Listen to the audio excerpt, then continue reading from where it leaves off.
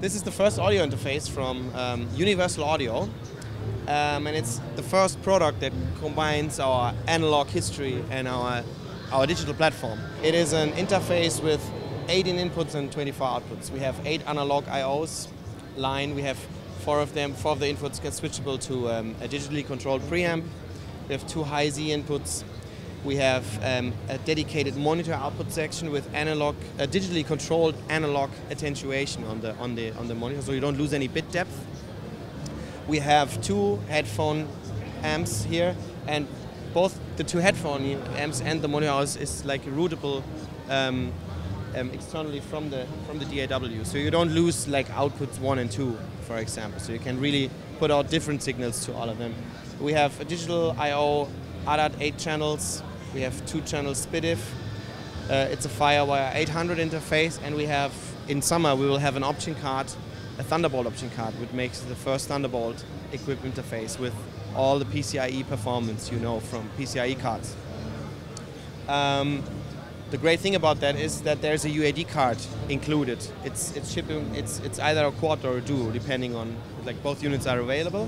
And the great thing is that it's the first time now that you can actually use UAD plugins in real time with 0 latency in the recording or monitoring channel.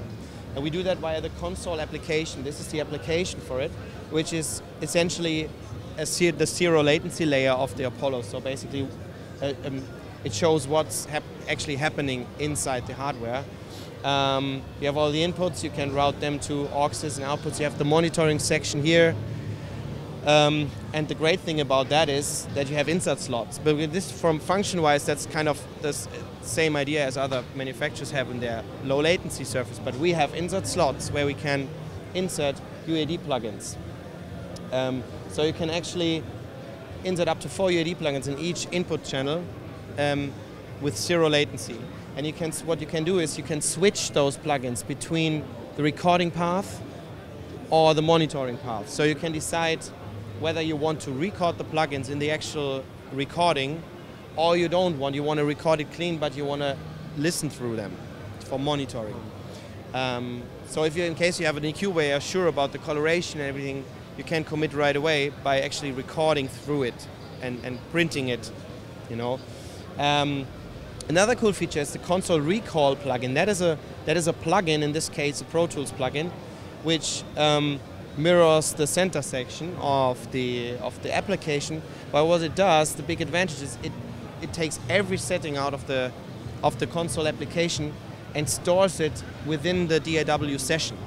So in case you have a project where you have also like settings going on and you want to continue working on it at a later time, you normally have the problem, you have to save it externally. You have all the setting files which can get shuffled and you don't know which belongs to which. Now you can actually save those settings as well in your Pro Tools Logic project, whatever. And so the next time you fire up the session, the console plugin reloads and fires the settings you stored back into the application. So you have also that application is also reset to the same status it was saved.